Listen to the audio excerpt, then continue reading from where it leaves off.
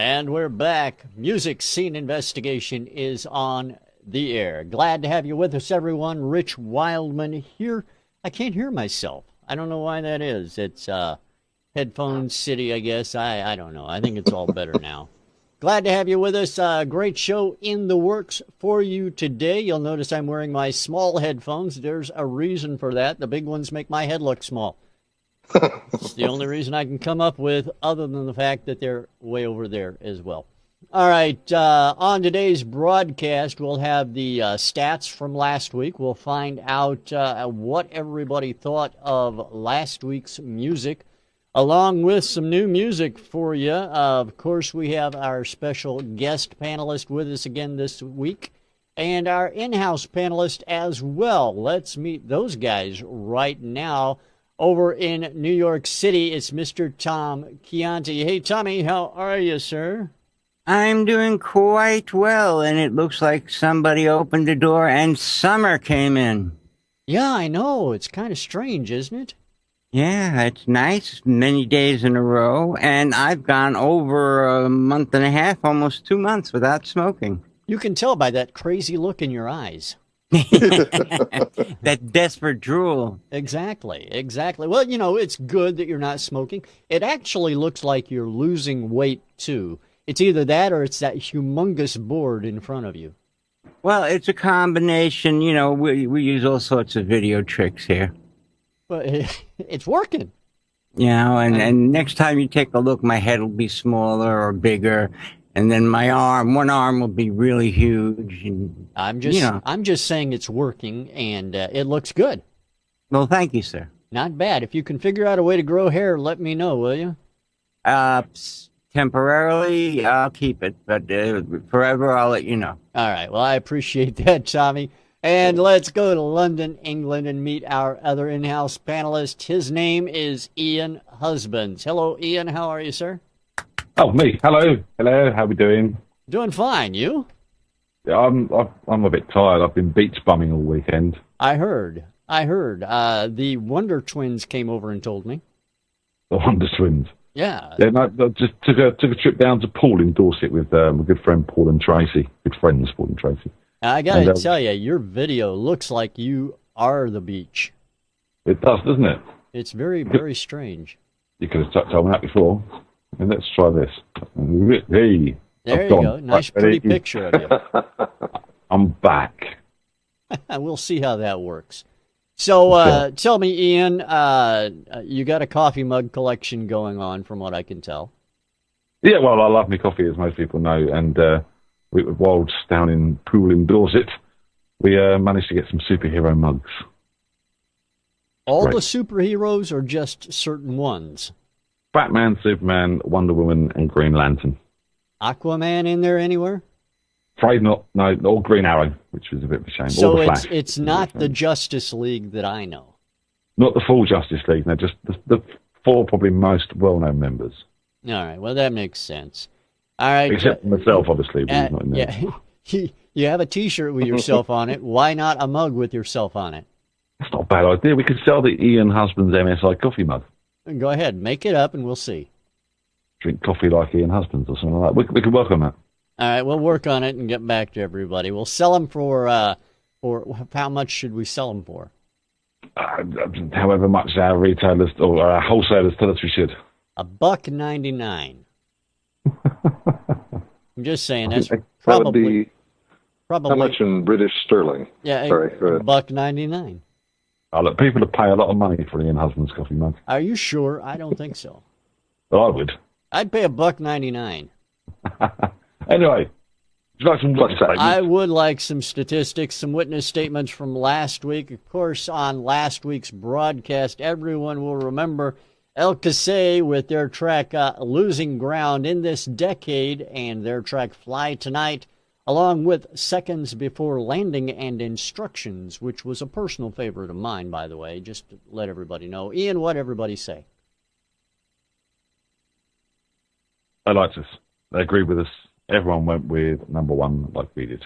All right, so El Cassé, Losing Ground, everybody thought, those guys kind of know what they're talking about. You know, who can blame them? Well, I could because I like number 3. Well, as you know, Rich, you don't get an opinion on this show, so... That's true. I don't. Well, And there is a reason for that. All Don't right. make us take out the photographs. All right, I promise I won't. And Does Ken know the story about you wrapped up in the cellophane? no, he does not. He has no idea, and we're not going to tell him either. All right, our guest panelist joining us this week, a radio guy from way back. He and I actually used to work together, and I don't know if I can get him even to admit it on the air today, but here he is, everybody. That voice guy, Mr. Ken Scott. Hey, Ken, how are you? Hey, how are you? I don't know if I'd say we were working together, but yeah. But we were employed at the same place. Yes, absolutely.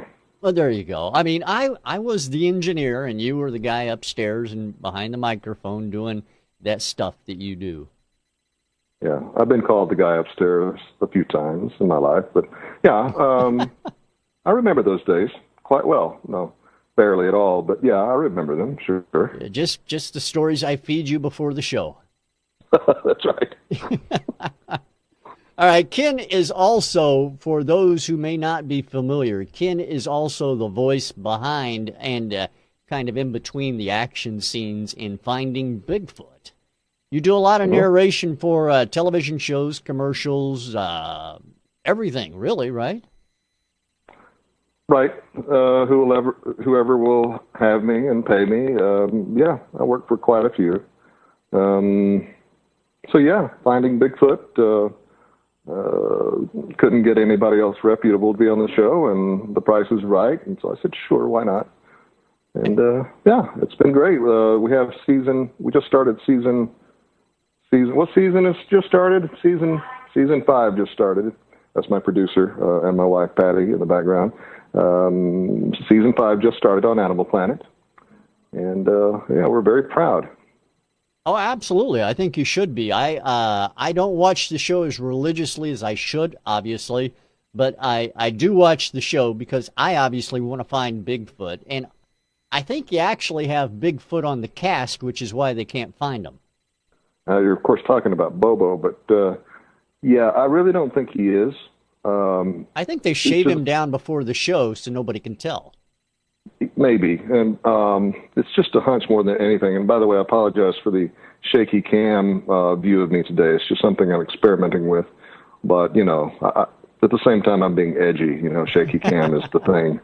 But yeah, Bobo, he could be Sasquatch, but I'm just convinced. I need more evidence. Well, think about this. He's got this great Sasquatch yell that he does during the broadcast. He's a big guy, and they actually took a shot of him and compared it with a suspected shot of Bigfoot during the last episode I saw. And I got to tell you, Ken, it's pretty convincing. Yeah. You know, you're right. If they didn't shave him down so much, I might be more convinced. But yeah, again, I'm a scientist. I'm skeptical. I'm not going to believe it until somebody, you know, tells me that he is, and I respect them. You know what I mean? I'm just saying, wait until he flips your car over out in the parking lot at the studio one day, and don't come running to me when he does. Well, if he does that, I hope he has good insurance. That's all I'm going to say. But now, Everybody's going to be running. Exactly. Now, Ken, you are also a movie star as well, if I can say that, right? You've yes, been involved. I'm a movie star. Go ahead, finish what you were going to say. I was just going to say you've been involved in a movie with, dare I say, a fairly good a guy on his own right, on the level you are, another movie star, Mr. Franco. Oh, Lord, I was hoping you were going to compare me to David Strathairn instead. But, yeah, I guess you could say we're on the same level. I'm taller than him.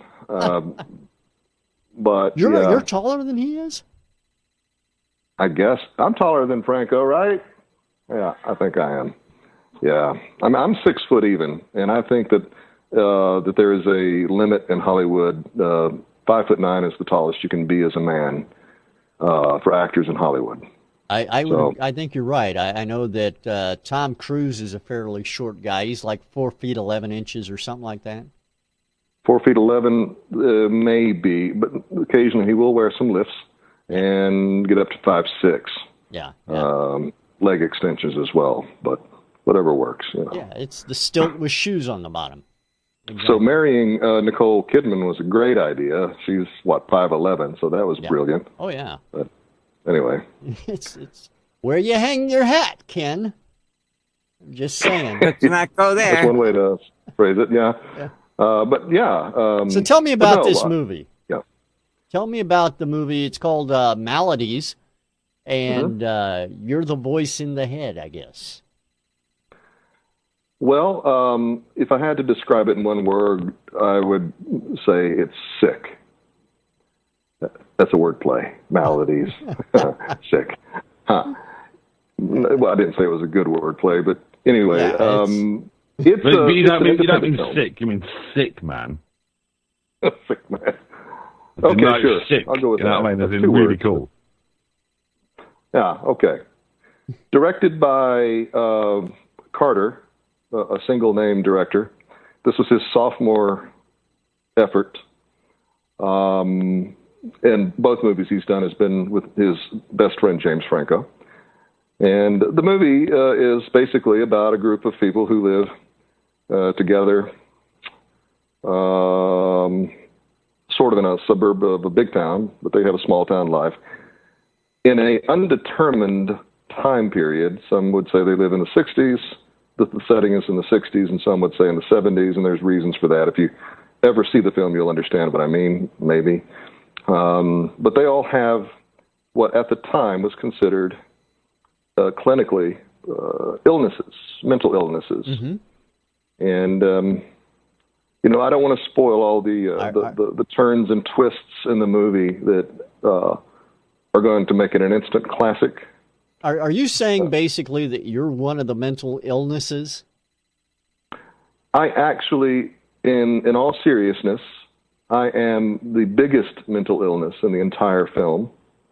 I am the main, and this is serious, I'm the main antagonist. What is it, antagonist or protagonist? I'm the antagonist, that's right. Mm-hmm. I'm the bad guy, sort of, and the good guy. I'm both. I'm the antagonist and the protagonist in this film. I am the psychotic voice in James Franco's head. Awesome. And I also narrate the movie simultaneously. I don't know if that's ever been done before. Probably has. Were you drinking a glass of water at the same time? Let's see. I actually pre-recorded it, so let me think. Did I do that? Yes, it was water. That's right. It was water. But no, so I talk to the audience as a narrator. That's what they do. And I also talk directly to James Franco's character, whose name in the movie is James. And I drive him crazy. It was a lot of fun, actually. I would imagine it would be. I really think so. So let me ask you, how long did it take to I guess being, doing your aspect of it in voiceover, it may have not taken you very long at all, being the consummate professional you are, but how long did it take for this movie to come about? The movie was shot in a week. My part took half a day, maybe a full day. So I guess you could say that my part took up the biggest chunk of time to do of everything. So, I mean, but you think of the film, if you know anything about filmmaking, shooting a film in 7 days is ridiculous. I mean, and who takes that long to make a film anymore, I mean, but no, seriously, they only had about, I want to say in the neighborhood of $1 million, maybe $1.5 million in budget, which by today's standards is not a lot of money. Right. And they were on a tight deadline because of all these actors they had in the film. Oh, that's my hand. Obviously, they were working on other projects, so they had to accommodate other actors.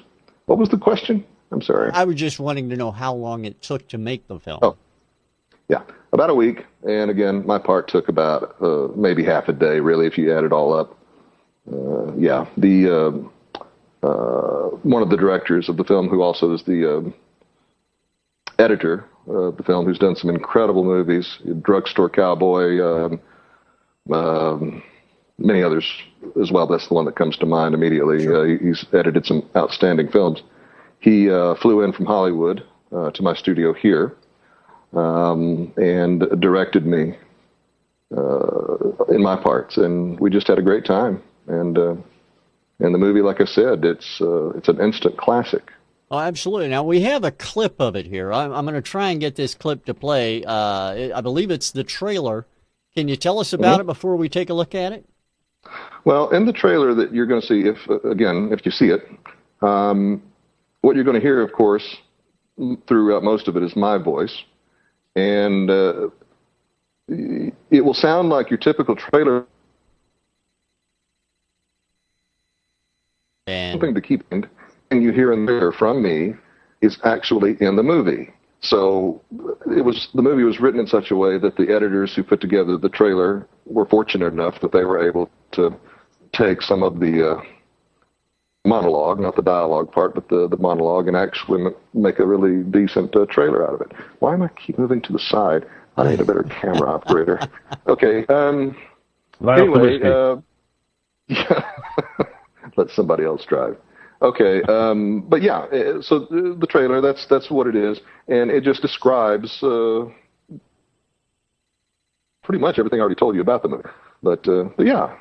All right, well, let's take a look at it. That's pretty much it. All right, well, let's take a look at it then. This is Ken Scott in the movie Maladies. Here it is. The sun is out. The ocean is beautiful. And things are good. How are you today, James? Do you hear voices? Do you think I'm deaf? This is a story about an actor. He was really something. Who is no longer acting. I'm writing now. This is a story about his sister, who floats in and floats out. This is a story about his friend. We trust each other. Yes. And their neighbor. She's in there making pictures, and you're scribbling away out here. Oh, this is so interesting. Thank you, Tom. It is. What's the matter, James? Are you feeling okay this evening? Do you think James is doing okay? Officer, I'm awfully sorry. He's a good boy. You have to be more careful, James. What are you looking so worried for, huh? I've seen every episode up until you were fired. I left. Yeah, that's what I meant to say. When you were at the store, did you buy some soap? No, you're talking about the soap opera.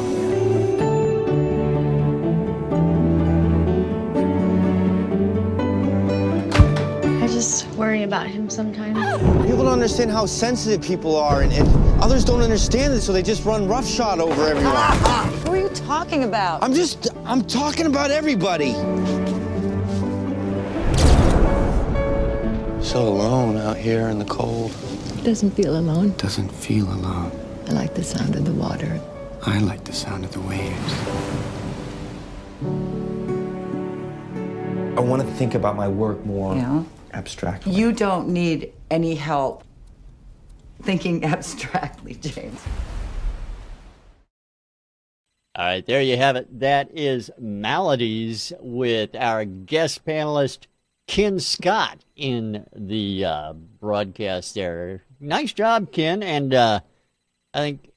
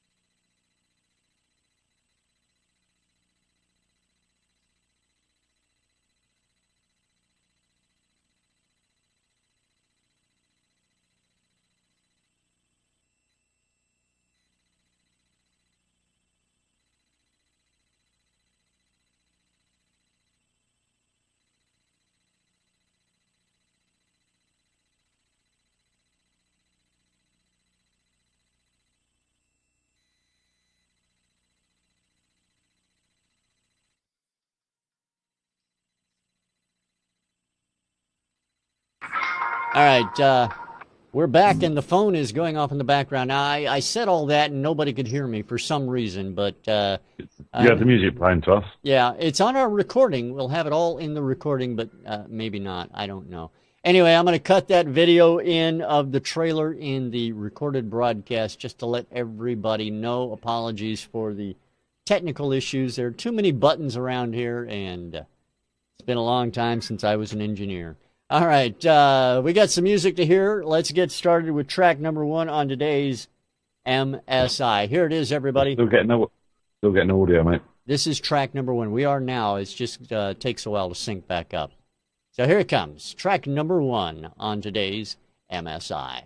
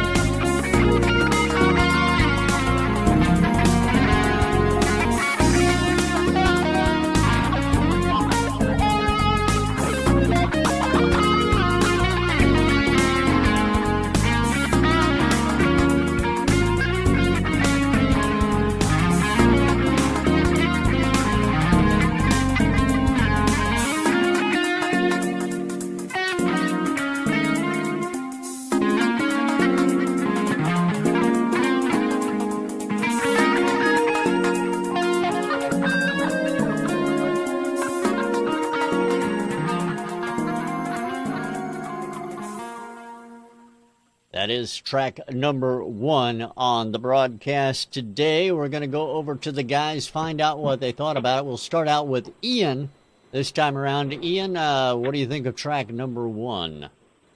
Yeah, there's some good stuff going on here, but it does need some work in places.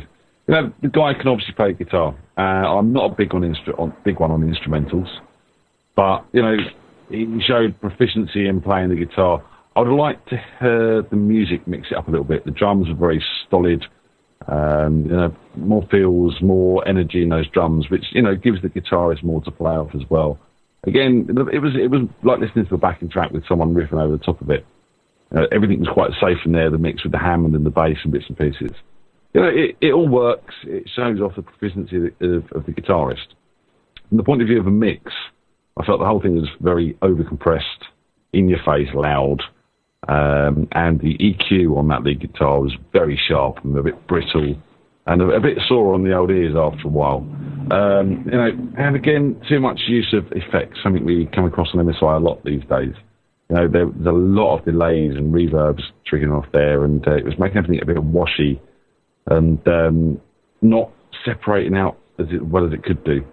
It needs taking back and looking at, liven those drums up and give that space a bit more mix. Open up the stereo field a little bit more on the instrument, on the backing sort of track side of it, and sort of let that guitar sit out a bit nicer without it being overpowering or sharp or brittle or flooded with effects, basically. All right, Ian, I appreciate that. Thank you. Over to Mr. Tom Chianti. Tommy, what do you think about track number 1? Yeah, one word came to mind, really, music. Elevator music from the fusion jazz 80s and 90s. Or to you, by, our friends in the band. It's good playing. Everybody can play. It's very safe, like Ian said. Doesn't really say much. Doesn't really go any place. It's got mix issues. It's a bunch of good musicians, either in a band or session musicians, playing a piece of music very well. It's a library piece at best, something for a 70s, 80s type,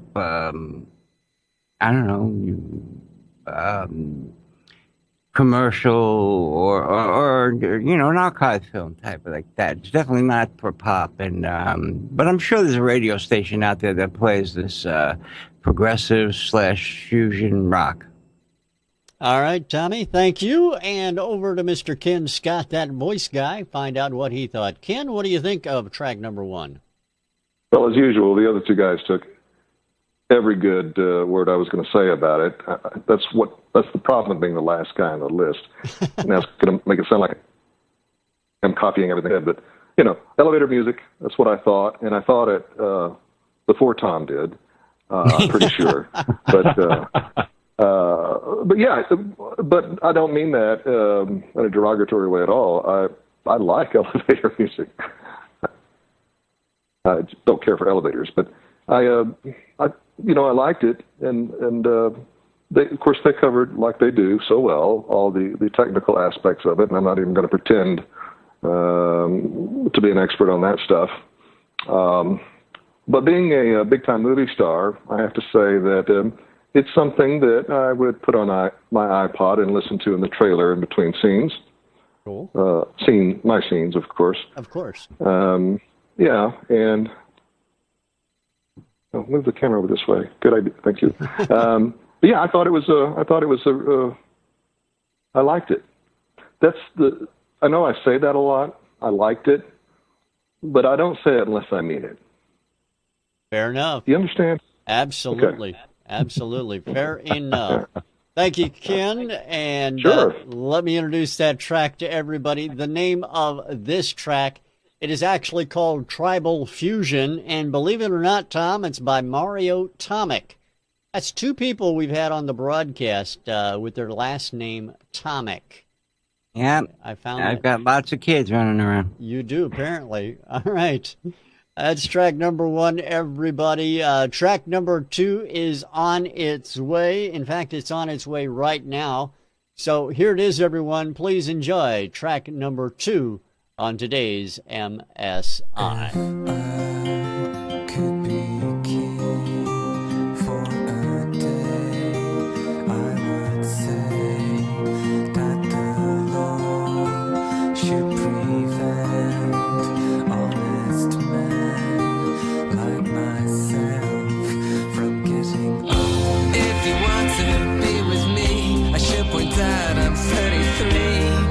Take it past my peak. On Saturdays I'll watch the car that burned my dreams in a cigar and read the words of some great I'll never be. And it's all downhill, and it's all downhill, and it's all downhill, and it's all downhill, and it's all downhill, and it's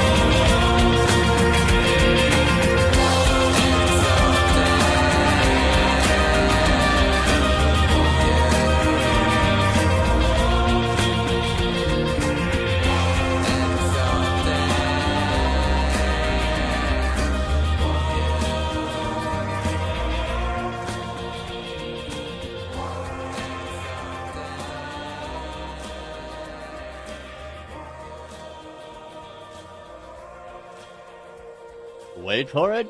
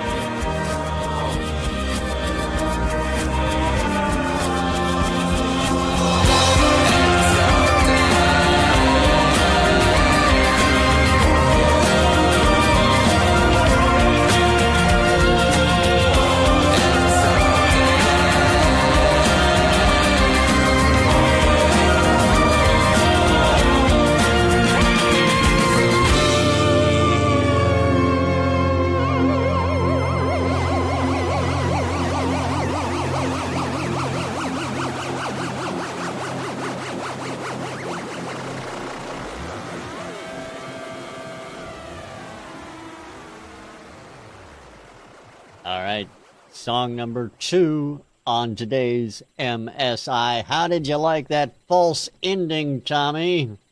I think around then we should have been hearing dogs barking and gunshots. Get down! Stay down! All right, what else did you think of it, Tom? Up to that fake ending, I really liked it. It had a lot of promise as to ways to go. And instead of doing that fake ending thing there, they could have gone into sort of a break using kettle drums and English horns, get a little Beatles fake orchestration going on, a little Sgt. Pepper's creativity going on in there. The phasey guitar was playing too much. It's got a catchy melody. The guy's voice is okay, a little plaintive, but that's what he's trying to come across as.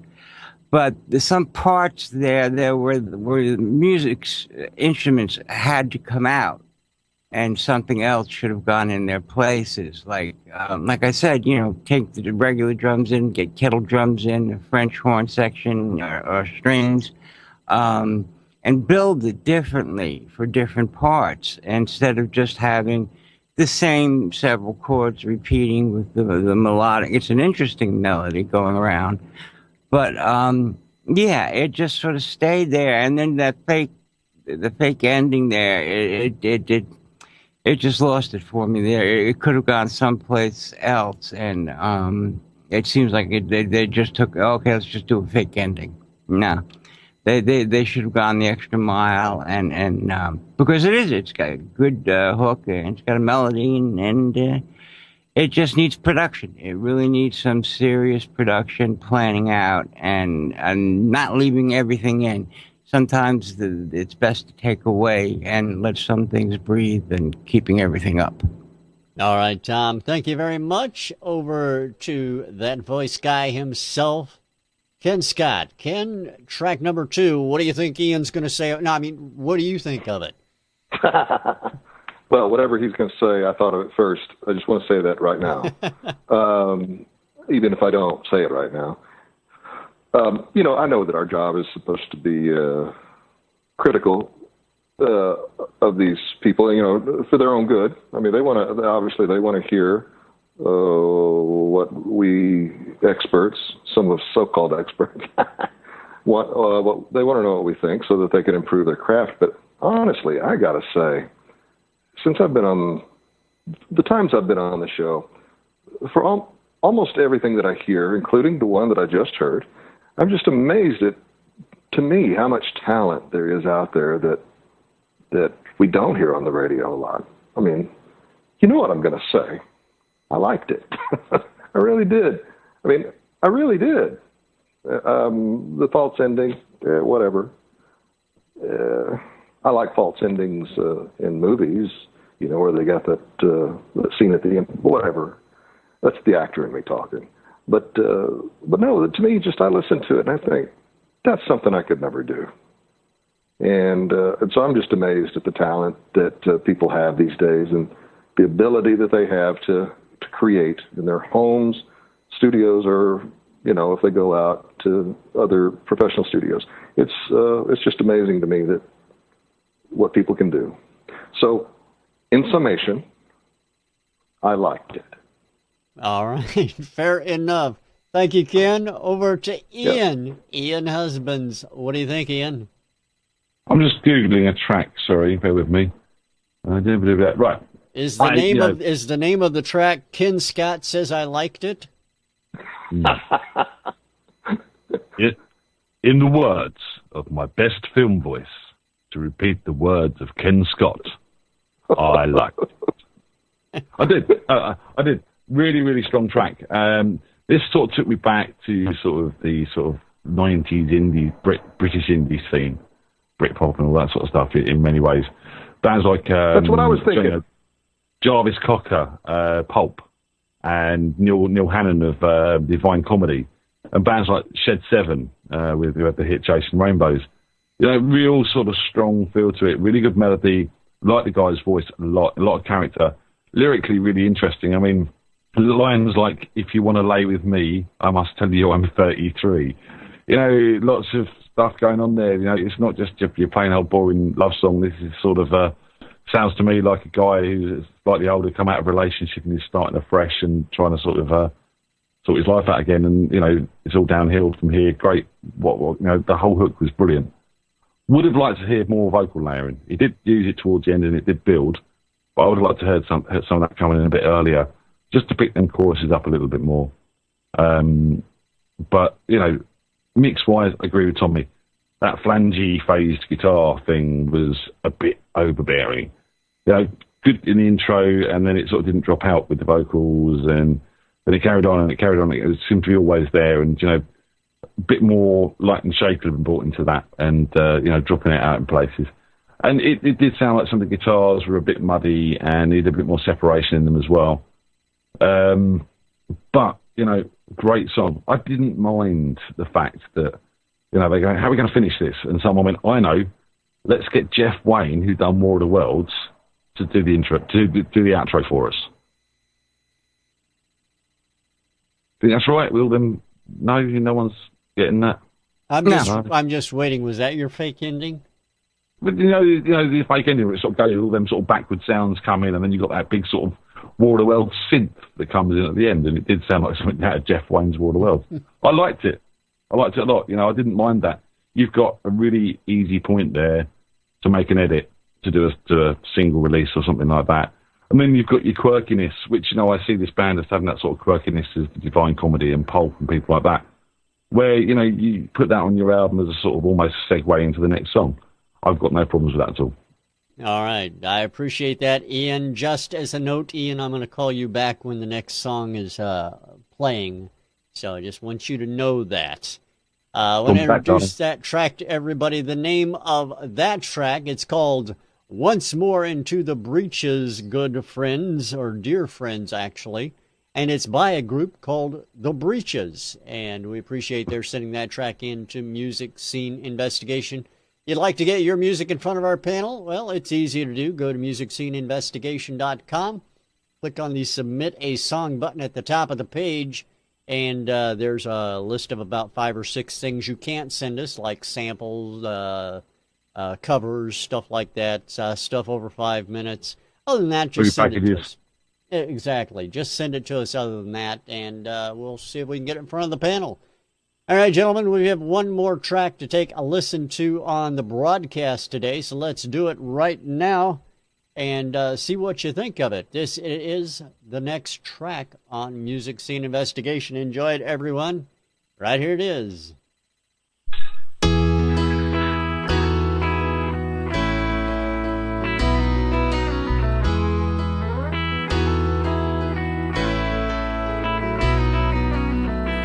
She's my friend and my life. She's my sweet country wife. She does those little things that no one else will see. She does these things because she loves me. Oakwood smoke in the trees, the the smell of breakfast on the breeze. All she asks is a kiss and a please. The simple life sets my soul at ease. This country life puts my soul at ease.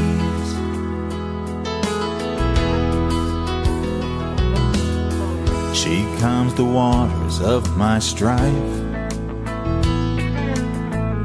She's my sweet country wife, and all she asks is a kiss and a please. My country wife stays my soul at ease. Oakwood smoke in the trees, the smell of breakfast on the breeze. All she asks is a kiss and a please. The simple life sets my soul at ease. This country life puts my soul at ease.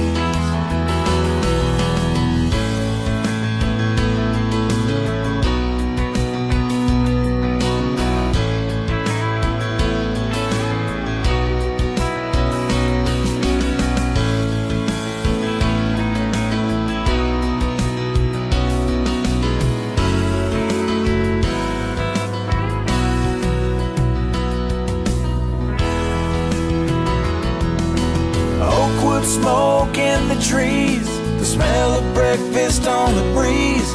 All she asks is a kiss and a please. The simple life sets my soul at ease. This country life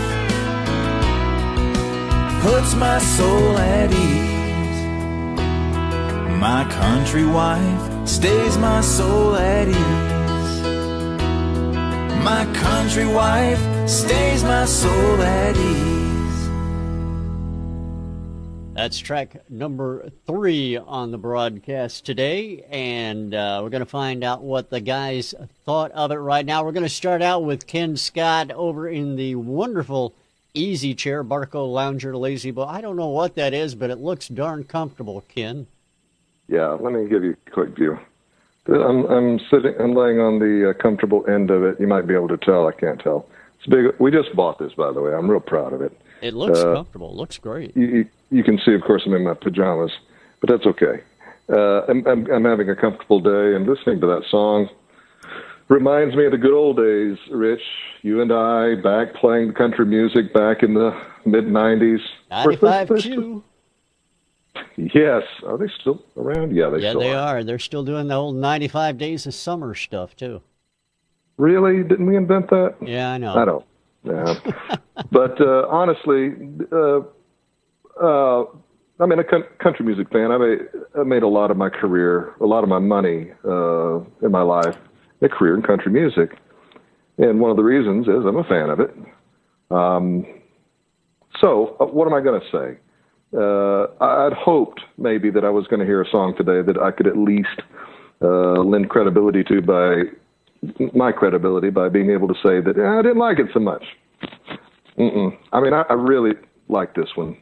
I think it would play well on country radio if it's not already, and I'm assuming it's not. But could there have been improvements to it? Sure, I'm sure there could have been.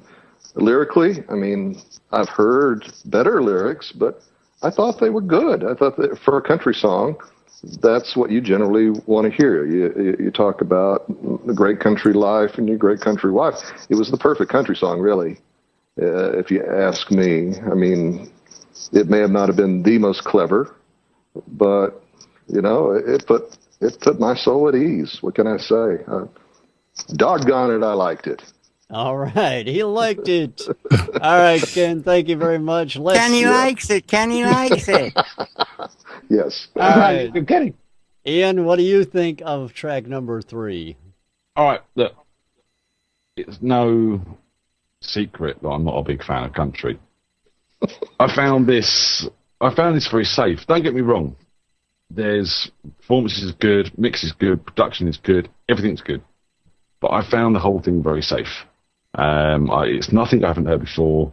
I tend to find country lyrics quite cliche anyway, and this sort of did sort of bow its head to that in many ways. And, you know, as much as everything that was going on was sounding good, it just didn't really have any sort of real passion in it for me, or feel, if that makes sense. It felt like it was written to a formula, and produced to a formula, and mixed to a formula, which, you know, don't get me wrong, it probably will get radio play. It probably could be used on TV for licensing purposes and stuff like that. But from a personal opinion, it feels very safe and very formulaic. All right, Ian, thank you. And last but not least, Mr. Tom Chianti. Tommy, what do you think? I'll take Ian's idea and go even one further. Put $4 in the slot, and these 4 very professional session musicians will hand you some music, and if you've got a decent voice, they'll whip out a song for you in an hour. And then you sing your song, and you go back to the fair. It did sound very formula-driven. It did sound very safe. It did sound like, you know, the guy wrote the song for his wife and then hired some professional guys to go in and knock it down, and it might have been a 40th wedding anniversary song or something. You know, it was good. The playing was good. The mixing was good. You know, I'd say it came straight down the pike from Nashville. It just, the guy's voice was okay. Didn't get any more heart or soul than you usually get in country music. I mean, I should have heard more, but I didn't. And it, you know, it's like if you're in that part of the country, this is the type of music you'll be hearing, and you just let it play in the background because you're driving through for a long time. You better get used to it. All right, Tommy, I appreciate that. Of course, we want to get our audience's opinion. You can fill out your witness statement at musicsceneinvestigation.com/witness. However, we want to introduce this song to everybody before we send our panel off to do their duty. The name of this song, it's called All She Asks, and it's by Tim Lee. Tim, we appreciate your sending that track into Music Scene Investigation. Thank you so much. Now, gentlemen, you have the task on your workbench to select a song of the week this week, so I'll leave it up to you as that train car, whatever it was, went by. Let you decide on a song of the week. So what do you think, gentlemen? Much as I hate to do it, number 2. All right. Ian? Are we going across? Oh, okay. Either one of you can go. It's a free-for-all. Ken, take your place in rock and roll history. Well, let's see. Now, see what you did there. Now, you almost precluded the third song by saying rock and roll history. What about country music history? You know, I mean, come on. No, seriously, the guys make, I mean, good points about the third song. I'm going to be picking the third song because, again, I have a certain affinity toward country music. I like all kinds. But, I mean, look over here. To the left of me, you've got a Brit and then a New Yorker over to the right of me. Of course they're not going to like country music. They don't appreciate good country music. Like me, I'm a redneck. Come on. It was formulaic, but that's what it's supposed to be. And the lyrics on that song, to me, yeah, it didn't have a whole lot of soul in it or a whole lot of extra emotion, but it was subtle. And in country music, and in voiceover for that matter, where's my cameraman? What are you doing? Is really key. So I'm going to be the minority here, unlike in the United States, where I think rednecks are the majority. I'm going to pick song number 3. And I took too long to do that. Sorry. That's not a problem at all. Ian? So I just want to know, to clarify, Ken said that song touched him in his subtle places. I don't think I said that, but I may be paraphrasing. Yeah, paraphrasing, and that's okay. If I think about it long enough, maybe you're right. Okay. I mean, from my point of view, we go for the songs which are best produced and best mixed a lot because, generally they are the better songs. Someone's got a great song, they spent the time on the production and the mix to get it right. This week, I don't believe that to be true. As much as number 3 is very well performed, very well mixed, very well produced, I do feel number 2 is the best song of the week. It's got a lot more character. It's got a lot more something about it and feel. And, left me wanting to hear more. And, the big sing-along chorus, the good hook, really does win it for me. Does need work on the mix, but, that can be done. The song's there. So number 2. All right. Well, there you If I may interject real quick, I'm sorry, I know we're running out of time, but I do want to say about number 2 that, I was prepared to say number 2, and because I knew that these two guys were going to pick number 2, I had to be contrary. It was really close for me. It was close. It was really close, but just the country music song spoke to me, so I had to give them.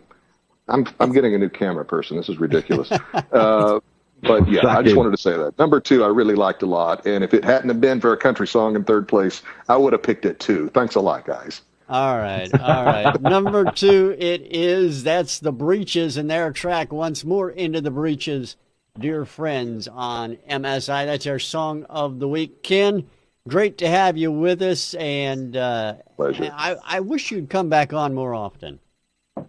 Well, yeah, I'd love to. I'm still waiting for the first appearance for you to show up. It's in the mail. Yeah, I'm sure it is. I need you to check with my people to make sure you have the right address. But yeah, I would love to be back on again. Sundays, outside of going to graduation parties in my neighborhood, I have nothing to do. So sure, why not? We'll definitely... we'll have your people and my people talk to each other and figure that out. We could make it a regular thing. We could make it a regular thing. Ken on his chaise lounge in his pajamas. Exactly. Why not? Perfect. We'll make it happen. Thanks a lot, Ken. Ian, Tommy as well. Thanks to everybody out in the audience for being with us. We're going to play out with the Breeches and their track once more, Into the Breeches, our song of the week. We'll see you all again next week right here on MSI. Thanks for tuning in, everybody. Bye. Bye.